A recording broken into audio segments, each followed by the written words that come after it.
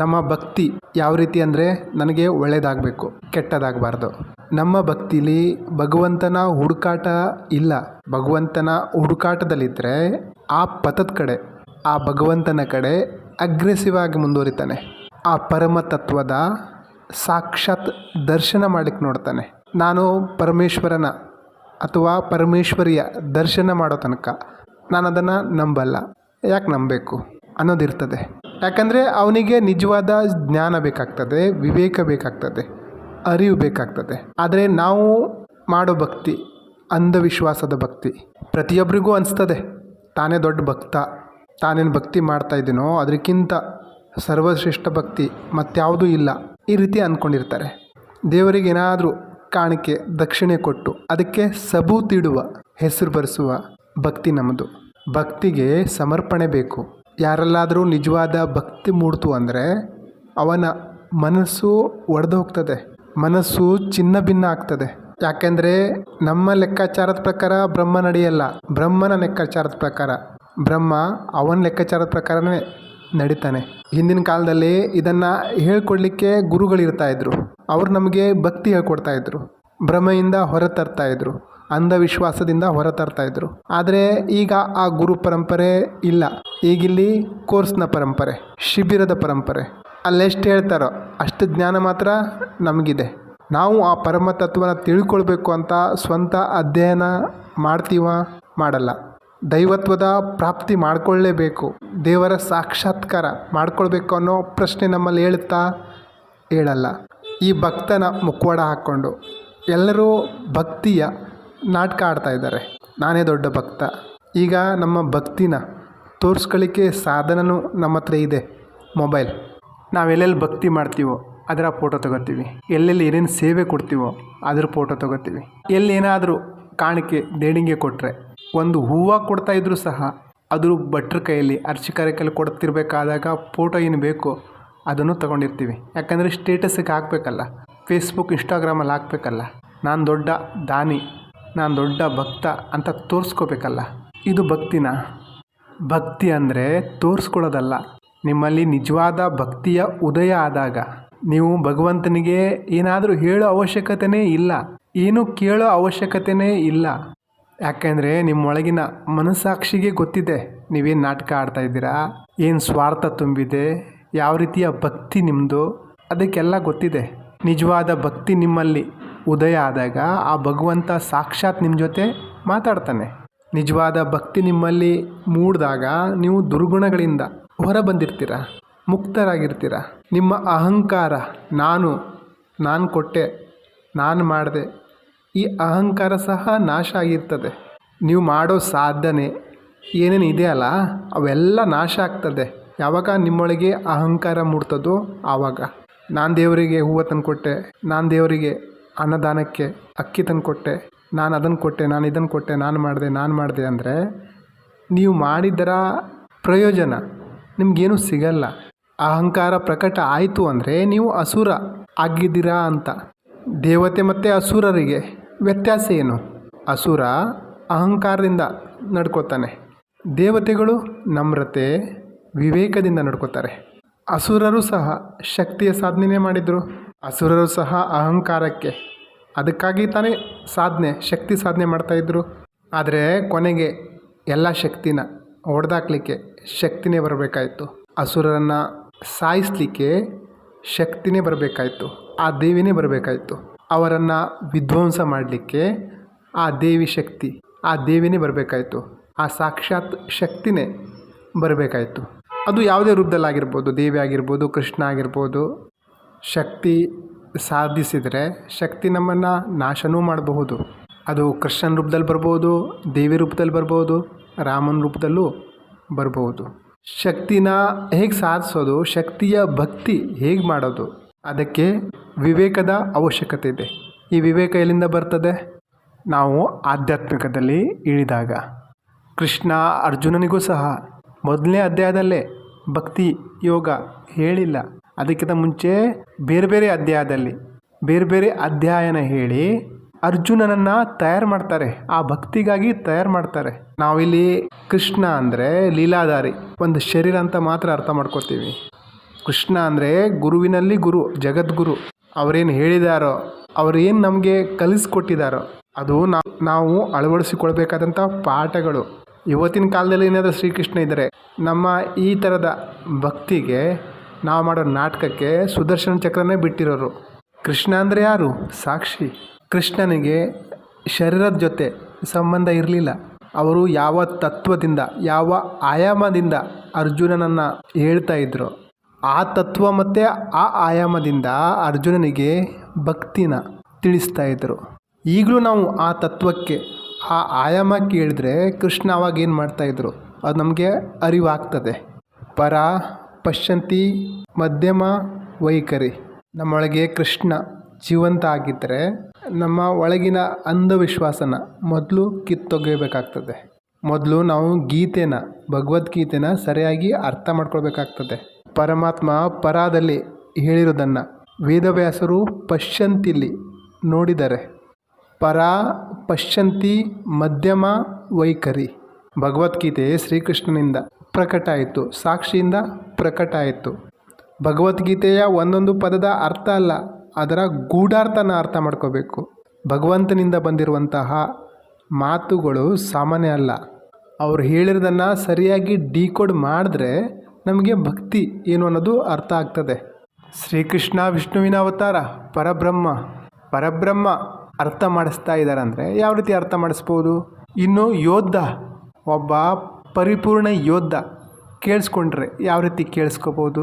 ಅದರ ಸಂವಾದ ಈ ಗೀತೆ. ಅರ್ಜುನನ ಬುದ್ಧಿ ಅಲ್ಲಿ ತನಕ ತಲುಪ್ತು. 11 ಅಧ್ಯಾಯನ ಕೇಳಿಸ್ಕೊಂಡ್ರು.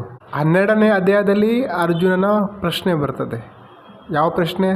ಸಗುಣ ನಿರ್ಗುಣ ದ್ವೈತ ಅಂದರೆ ತನಗಿಂತ ಹೊರಗಡೆ ಇಟ್ಟು ಪೂಜೆ ಮಾಡೋದು, ಒಂದು ದ್ವೈತ ರೂಪದಲ್ಲಿ ಪೂಜೆ ಮಾಡೋದು, ಭಕ್ತಿ ಮಾಡೋದು ಅಂದರೆ ತನ್ನಿಂದ ಹೊರಗಡೆ. ಇನ್ನು ಎರಡನೇದು, ಅದು ಯೋಗಿ ಏನಿರ್ತಾರೆ ಅವರು ತನ್ನ ಒಳಗೆ ಪರಮಾತ್ಮನನ್ನು ಕಾಣ್ತಾರೆ.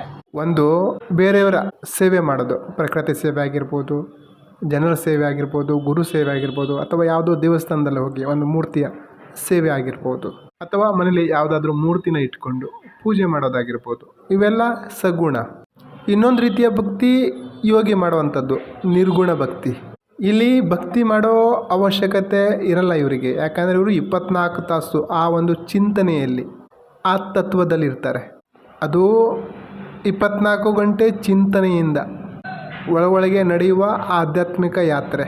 ಸಗುಣದಿಂದ ನಿರ್ಗುಣ ಯಾತ್ರೆ ಮಾಡಲಿಕ್ಕೆ ಇಲ್ಲಿ ಅರ್ಜುನನ ಪ್ರಶ್ನೆ ಏನಿದೆ? ಪ್ರಶ್ನೆ ಏನು?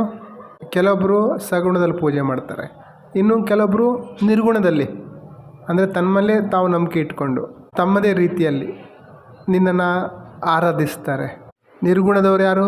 ಈ ಅಂಧವಿಶ್ವಾಸದಲ್ಲಿ ನಂಬಿಕೆ ಇಲ್ಲದೆ ಇರುವಂಥವ್ರು. ಅವರು ಮೂರ್ತಿಗಿರ್ತಿ ಇಟ್ಕೊಂಡು ಪೂಜೆ ಮಾಡಲ್ಲ, ಈ ರೀತಿಯ ಭಕ್ತಿ ಮಾಡಲ್ಲ. ಇವರಿಬ್ಬರಲ್ಲಿ ನಿನಗ್ಯಾರು ಹತ್ತಿರ ಅಂತ ಅರ್ಜುನ ಕೇಳ್ತಾರೆ. ನಾವು ದೇವರನ್ನು ನೋಡಿಲ್ಲ, ಆದರೆ ನಂಬ್ತೀವಿ, ನಾವು ಸಗುಣ ಭಕ್ತಿ ಮಾಡ್ತಾಯಿದ್ದೀವಿ. ನಿರ್ಗುಣ ಯಾರು? ಅವರು ಆಧ್ಯಾತ್ಮಿಕ ಹುಡುಕಾಟದಲ್ಲಿರುವಂಥವರು, ಸತ್ಯದ ಹುಡುಕಾಟದಲ್ಲಿರುವಂಥವರು. ನಿರ್ಗುಣ ಅಂದರೆ ಯಾರು? ನಿನ್ನ ಮೇಲೆ ಭರವಸೆಯನ್ನು ಇಡದೆ ತನ್ನದೇ ಭರವಸೆಯಲ್ಲಿ ಆ ಯಾತ್ರೆಯಲ್ಲಿರುವಂಥವರು, ಅಂದರೆ ನಿರ್ಗುಣ ನಿರಾಕಾರದಲ್ಲಿ ಪೂಜಿಸುವಂಥವರು. ಅಂದರೆ ಒಂದು ಸಗುಣ ಏನು ಪ್ರಪಂಚ ನಮ್ಗೆ ಕಲಿಸಿದೆ ಅಲ್ಲ ಅದು.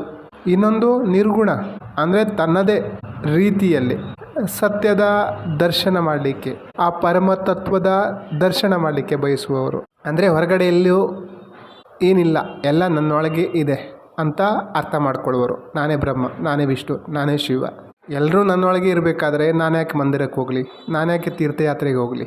ನಮ್ಮೊಳಗಿನ ಚೈತನ್ಯ ಪ್ರಕಟ ಆದಾಗ ಮತ್ತಿಲ್ಲಿ ನಾವು ಮಂದಿರಕ್ಕೆ ತೀರ್ಥಯಾತ್ರೆಗೆ ಹೋಗೋ ಅವಶ್ಯಕತೆಯೇ ಇಲ್ಲ. ಆದರೆ ಇಲ್ಲಿ ಪ್ರಶ್ನೆ, ಆ ಚೈತನ್ಯದ ದೀಪ ಬೆಳಗೋದು ಯಾವಾಗ? ಅಂದರೆ ಅರ್ಜುನ ಇಲ್ಲಿ ಪ್ರಶ್ನೆ ಮಾಡ್ತಾ ಇದ್ದಾರೆ. ಒಬ್ಬರು ಸಗುಣ ರೂಪದಲ್ಲಿ ನಿನ್ನ ಆರಾಧನೆ ಮಾಡ್ತಾರೆ, ಇನ್ನೊಬ್ಬರು ನಿರ್ಗುಣ ರೂಪದಲ್ಲಿ ನಿನ್ನ ಆರಾಧನೆ ಮಾಡ್ತಾರೆ. ಇದರಲ್ಲಿ ನಿನಗೆ ಯಾರು ಹತ್ತಿರ ಅಂತ? ಅದಕ್ಕೆ ಕೃಷ್ಣನ ಉತ್ತರ ನೋಡಿ ಯಾವ ರೀತಿ ಇರ್ತದಂದರೆ, ಮನಸ್ಸನ್ನು ಸ್ಥಿರ ಮಾಡಿ ನಿರಂತರ ಶ್ರದ್ಧೆಯಿಂದ ನನ್ನ ಸಗುಣ ಸಾಕಾರ ಉಪಾಸನೆ ಮಾಡ್ತಾಯಿದ್ರೆ, ಮನಸ್ಸನ್ನು ಸ್ಥಿರ ಮಾಡಿ ನಾವೊಂದು ದೇವರ ಮೇಲೆ ಭಕ್ತಿ ಇಟ್ಟು ಶ್ರದ್ಧೆಯಿಂದ ಆರಾಧನೆ ಮಾಡ್ತಾಯಿದ್ದೀವಿ ಅಂದರೆ ಕೃಷ್ಣ ರೂಪನೇ, ಕೃಷ್ಣ ಚೈತನ್ಯನೇ, ಆ ದೈವತತ್ವನೇ ಯಾವುದೋ ಒಂದು ಆಕಾರದಲ್ಲಿ ಬಂದು, ಯಾವುದೋ ಒಂದು ರೂಪದಲ್ಲಿ ಮಾರ್ಗದರ್ಶನ ಮಾಡೋದು. ನನ್ನ ಆರಾಧನೆ ಮಾಡ್ತಾರೋ ಅವರು ಯೋಗಿಯಲ್ಲಿ ಪೂರ್ಣ ಯೋಗಿ ಅಂತ ಅನ್ಬಹುದು.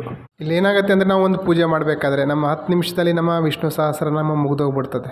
ಆದರೆ ಅದರ ಒಳಗಿನ ಗೂಢಾರ್ಥ ನಮ್ಗೆ ಗೊತ್ತಿದೆಯಾ? ಯಾರಿಗೆ ಹೇಳಿದ್ರು, ಯಾರು ಕೇಳಿಸ್ಕೊಳ್ತಾ ಇರೋದು, ಯಾರು ಬರೆದಿರೋದು? ಆಧ್ಯಾತ್ಮಿಕದ ಬಗ್ಗೆ ಯಾರು ಜಾಸ್ತಿ ಮಾತಾಡ್ಲಿಕ್ಕೆ ಹೋಗಲ್ಲ. ಯಾಕಂದರೆ ಇದನ್ನು ತಿಳಿಸ್ಬೇಕಂದ್ರೆ ಪೂರ್ತಿ ಸೈಕಾಲಜಿ ಅರ್ಥ ಮಾಡ್ಕೊಂಡಿರ್ಬೇಕಾಗ್ತದೆ. ಇಲ್ಲಿ ಕೃಷ್ಣ ಮತ್ತು ಅರ್ಜುನನ ಸಂವಾದ ಇದೆ. ಅದನ್ನು ಅರ್ಥೈಸಿಕೊಳ್ತಾ ಇರೋದು ಯಾರು? ವೇದವ್ಯಾಸ. ಬರಿತಾ ಇರೋದು ಯಾರು? ಗಣಪತಿ. ಇಲ್ಲಿ ಗಣಪತಿ ತನ್ನ ಬುದ್ಧಿಯಿಂದ ಏನು ಬರಿತಾ ಇದ್ದಾರೆ? ವೇದವ್ಯಾಸರು ಏನು ಹೇಳ್ತಾ ಇದ್ದಾರೆ? ಕೃಷ್ಣ ಅರ್ಜುನನಿಗೆ ಏನು ಹೇಳ್ತಾ ಇದ್ದಾರೆ? ಅರ್ಜುನ ಏನನ್ನು ಅರ್ಥ ಮಾಡ್ಕೋತಾ ಇದ್ದಾರೆ? ಈ 4 ಜನರ ಬುದ್ಧಿ ನಿಮ್ಮೊಳಗೆ ಇದ್ದಾಗ ಮಾತ್ರ ನಿಮಗೆ ಭಗವದ್ಗೀತೆ ಸರಿಯಾಗಿ ಅರ್ಥ ಆಗ್ತದೆ. ಪರ, ಪಶ್ಯಂತಿ, ಮಧ್ಯಮ, ವೈಖರಿ ಅವುಗಳನ್ನು ನಾವು ಅರ್ಥ ಮಾಡ್ಕೋಬೇಕಾಗ್ತದೆ. ಅಂದರೆ ಕೃಷ್ಣ ಹೇಳ್ತಾ ಇದ್ದಾರೆ, ಮನಸ್ಸನ್ನು ಸ್ಥಿರವಾಗಿಟ್ಟು ನನ್ನ ಮೇಲೆ ನಂಬಿಕೆ ಇಟ್ಟು ಶ್ರದ್ಧೆಯಿಂದ ನನಗೆ ಶರಣಾಗತರಾದರೆ ಅವರು ಪೂರ್ಣ ಯೋಗಿ ಅಂತ ಹೇಳ್ಬೋದು. ಆದರೆ ಆ ಮನುಷ್ಯ ಮನಸ್ಸು ಬುದ್ಧಿಯ ಮೀರಿ, ಅಂದರೆ ನಾವೀಗ ಯಾವ ರೀತಿ ಭಕ್ತಿ ಮಾಡ್ತಾ ಇದ್ದೀವಿ? ಮನಸ್ಸು ಬುದ್ಧಿಯಿಂದ. ಎಲ್ಲಿ ಮನಸ್ಸು ಮುಟ್ಟಲ್ವೋ, ಎಲ್ಲಿ ಬುದ್ಧಿ ಮುಟ್ಟಲ್ವೋ ಅದರ ಆಚೆ ಅವಿನಾಶಿ, ಸರ್ವವ್ಯಾಪಿ, ಅಕಲ್ಪನೀಯ, ನಿರಾಕಾರ, ಅಚಲ ಅದರ ಉಪಾಸನೆ ಮಾಡ್ತಾರೋ, ತನ್ನೆಲ್ಲ ಇಂದ್ರಿಯಗಳನ್ನು ವಶದಲ್ಲಿಟ್ಕೊಂಡು ಎಲ್ಲ ಪ್ರಾಣಿಗಳ ಹಿತ ಬಯಸುವನು, ಅವನು ಸಹ ನನ್ನನ್ನೇ ಸೇರ್ತಾನೆ. ಸಗುಣದಲ್ಲಿ ಯಾರು ಶ್ರದ್ಧಾಭಕ್ತಿಯಿಂದ ನನಗೆ ಶರಣಾಗತರಾಗ್ತಾರೋ ಅವರು ಯೋಗಿ ಸಿದ್ಧ ಅಂತ ಅನ್ಬಹುದು. ಆದರೆ ಯಾರು ನಿರಾಕಾರ ನಿರ್ಗುಣದಲ್ಲಿ ನನ್ನನ್ನು ಪೂಜಿಸ್ತಾರೋ ಅವರು ನನ್ನನ್ನೇ ಪ್ರಾಪ್ತಿ ಮಾಡ್ಕೋತಾರೆ. ಅಂದರೆ ಇಲ್ಲಿ ಅರ್ಥ ಏನು ಅಂದರೆ, ಭಗವಂತನ ಪ್ರಾಪ್ತಿ ಮಾಡ್ಕೋಬೇಕಂದ್ರೆ ಸಗುಣದಿಂದ ಅಲ್ಲ, ನಿರ್ಗುಣದಿಂದ ಆಗ್ತದೆ ಅಂತ ಅರ್ಥ. ಭಗವಂತ ಪರಮಾತ್ಮ ಅಂದರೆ ಕಲ್ಪನಾತೀತ, ನಿರಾಕಾರ.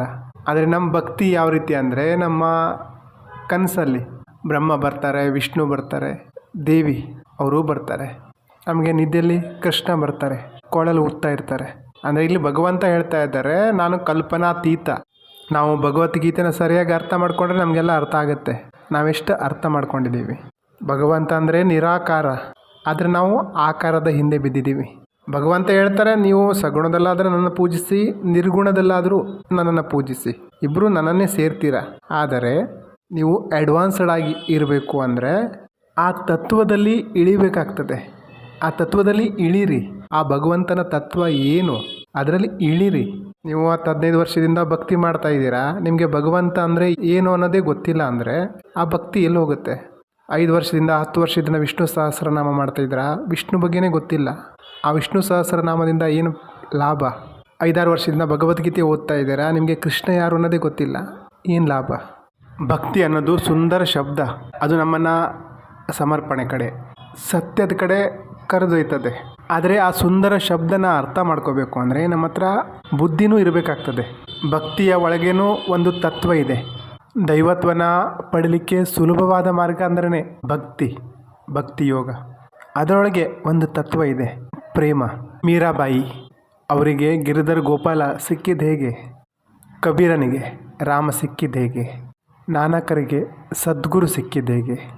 ಸಂತ ತುಕಾರಾಮನಿಗೆ ವಿಠ್ಠಲ ಸಿಕ್ಕಿದ್ದು ಹೇಗೆ? ತುಂಬ ಜನರಿಗೆ ದೈವ ಸಾಕ್ಷಾತ್ಕಾರ ಆಗಿದ್ದು ಹೀಗೆ, ಪ್ರೇಮ, ಭಕ್ತಿ, ಶ್ರದ್ಧೆ. ಆದರೆ ನಾವು ಆ ಯುಕ್ತಿನ ಅರ್ಥನೇ ಮಾಡ್ಕೊಂಡಿಲ್ಲ. ಇಲ್ಲಿ ಪ್ರೇಮ ಅಂದರೆ ನಾವೇನು ಮಾಡ್ತಾ ಇದ್ದೀವಿ, ನಮಗೇನೋ ತಿಳಿಸಲಾಗಿದೆ.